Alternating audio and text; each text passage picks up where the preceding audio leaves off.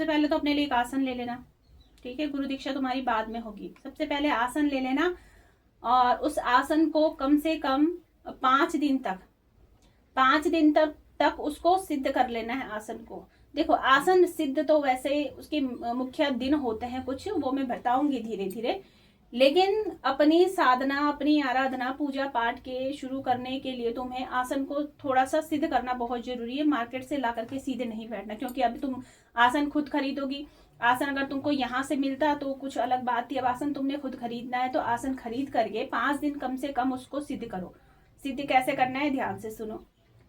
आसन सिद्ध करने के लिए आसन को बिछा लो, ठीक है। उस पर गंगा जल में मतलब एक साधारण जल में गंगा जल मिक्स कर लेना, थोड़ा सा गौमूत्र उसमें मिक्स कर लेना, ठीक है। और उसमें थोड़ा सा गुलाब की पंखुड़ियां डाल लेना, हो सके तो गुलाब का अगर तुम्हें इत्र मिलता है तो गुलाब का इत्र उसमें डालो, ठीक है। 5 दिन तक तुमने लगातार उसमें उस जल के छींटे देने हैं, ठीक है। मंत्र बोलते रहना, सर्व मंगल मांगल्ये शिवे सर्वार्थ साधिके शरण्ये त्र्यंबके गौरी नारायणी नमस्तुते। सिंपल है, ठीक है। और साथ में तुम ये काम करने के बाद, जैसे गंगा जल, जो जल अभी मैंने तुमको बताया बनाने के लिए, वो बना करके 5 दिन तो वो छिड़कना, ठीक है। जल छिड़कने के बाद, यानी 5 दिन ये प्रक्रिया करनी जो मैं अभी बता रही हूँ, ध्यान से सुनना। जल छिड़कने के बाद दीपक जला देना आसन के ऊपर। एक थाली लेना, उसमें थोड़े से चावल डालना, उसके ऊपर दीपक रखना, दीपक में घी डालनी है, बाती डालनी है, ठीक है। घी का दीपक जलेगा 5 दिन तक। दीपक जलाओ और 5 दिन तक वहां पर एक एक फूल रखते रहना है। गुलाब का फूल रखो, चाहे कोई भी लाल रंग का फूल होना चाहिए, ठीक है, वो रखो, क्योंकि तुम पे भगवती काली की ऊर्जा है, ठीक है। अलग अलग शक्तियों के अलग अलग तरीके से आसन में सिद्ध करवाती हूँ, ठीक है। तो तुमने गुलाब का फूल या कोई भी लाल रंग का फूल रखना है, ठीक है।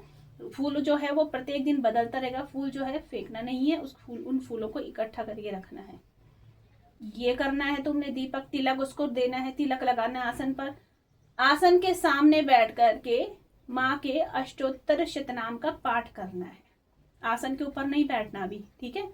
आसन के सामने बैठ करके आसन की तरफ मुख कर लेना, जहां पर आसन बिछेगा उसकी तरफ अपना चेहरा तुम्हारा होना चाहिए, और वो अष्टोत्तर शतनाम का पाठ तुमने करना है।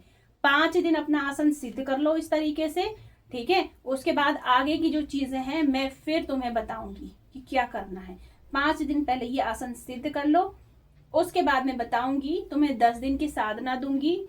10 दिन की साधना जब तुम संपन्न कर लोगी, इसके बाद तुमको मैं बुलाऊंगी गुरु दीक्षा के लिए, ठीक है। फिर तुम्हारी इच्छा, तुम फोन से भी गुरु दीक्षा ले सकती हो और आकर के भी गुरु दीक्षा ले सकती हो, ठीक है।